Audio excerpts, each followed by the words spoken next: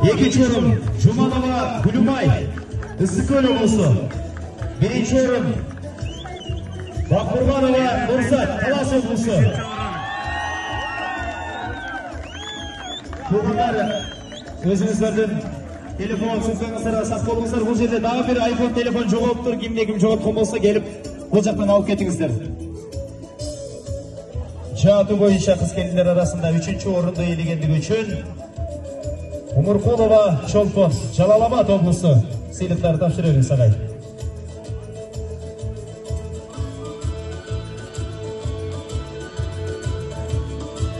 Екінші орынды иеленгендігі үшін Жуманова Гүлімай, Ыстықкөл облысы. Ал эми бірінші орынды иеленгендігі үшін Бақбұрғанова Нұрзат, Талас облысы.